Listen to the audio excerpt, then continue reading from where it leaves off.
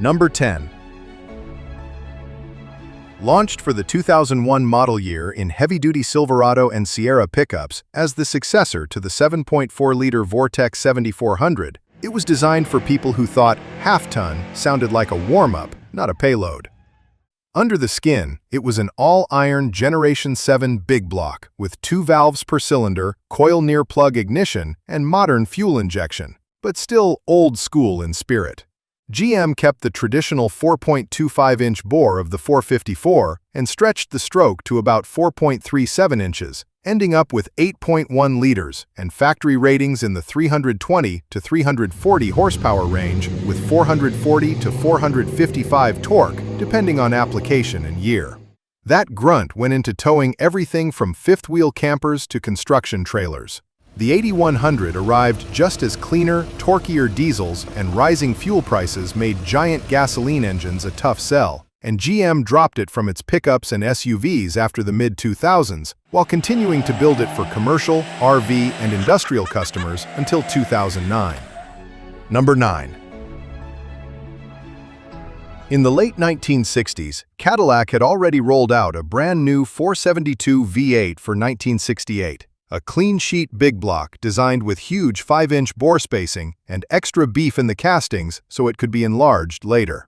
That enlargement arrived for 1970, when Cadillac simply lengthened the stroke to 4.304 inches, creating the 500 cubic inch monster we know today.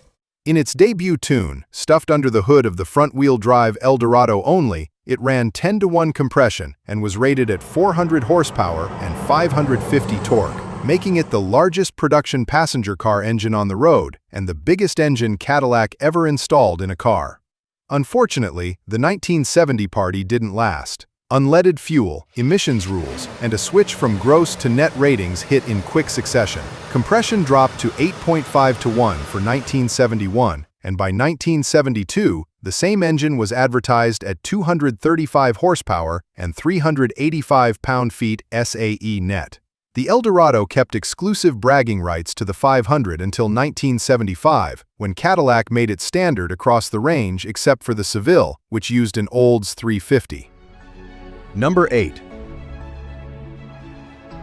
Born out of the Mark V big block program in the early 1990s, the 8.2-liter short block showed up in GM's high-performance crate line alongside a 7.4-liter 454. Using a beefy cast-iron block with 4-bolt mains, 4.47 by 4-inch bore and stroke, forged crank and rods, and around 8.75-to-1 compression, built to live a hard life on pump gas. GM Performance then turned that foundation into full crate engines sold through its performance parts catalog, offering multiple 502 packages with rising power levels, including base and deluxe versions, and the fuel-injected Ramjet 502 that arrived as a turnkey, wired, and ECU'd monster for easy swaps. Over time, the family evolved into the modern Gen 4-based 502HO for heavy-duty street, strip, or tow use, and the famous ZZ 502, rated roughly 502 to 508 horsepower and around 567 to 580 pound-feet, depending on version. Chevrolet Performance still lists the 502 lineup today, including the SP 502 605 variant with up to 605 horsepower and 580 pound-feet, so the concept is very much alive. Number 7. Introduced in 1958 as the largest member of Ford's new Super Duty V8 truck family, it was a purpose-built gasoline workhorse for medium and heavy trucks, not for your neighbor's Galaxy. With a huge 4.5-inch bore, 4.2-inch stroke, and about 8.8 liters of displacement, the 90-degree OHV V8 made roughly 266 horsepower, but a stump-pulling 490 pound-feet of torque at low RPM, perfect for dump trucks, cement mixers, fire engines, and other gear that hated hills. The engines were governed to around 3,400 RPM, so instead of screaming, the 534 just leaned in and shoved, often hauling gross weights north of 30 tons. There was even a Marine Seamaster 534, offered naturally aspirated or with twin turbochargers, for people who thought their boat should sound like a ready-mix truck. By the late 1970s, rising fuel costs and better diesels made a thirsty gasoline giant harder to justify, and Ford retired the Super Duty V8 line in 1981. Number 6. Built as a Gen 2 Hemi for serious street and strip builds, it takes the classic 1960s hemispherical head big block idea and stretches it to a gigantic 572 cubic inches, about 9.4 liters. In the late 2000s, Mopar added the 572 to its crate program, alongside 426, 472, and 528 Hemis, and immediately billed it as the centerpiece of the lineup, officially rating it at 650 horsepower and 660 torque. From the factory, it was sold as an all-new, fully assembled engine in a wooden crate, aimed at classic muscle cars, street rods, and custom builds rather than emissions-controlled daily drivers, with Mopar's own literature warning that such crate engines may not be legal for highway use.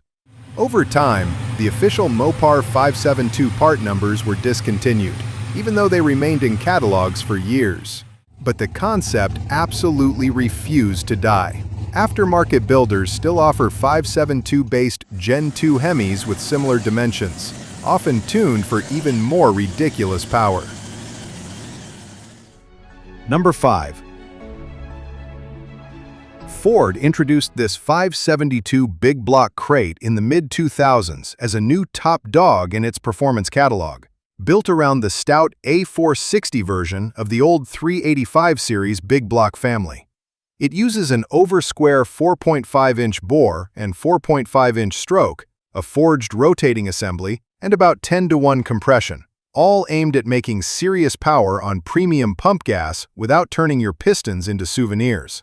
Factory specs peg it at roughly 655 horsepower and 710 torque, thanks in part to Ford's own aluminum Super Cobra Jet cylinder heads and a dual 4-barrel intake setup.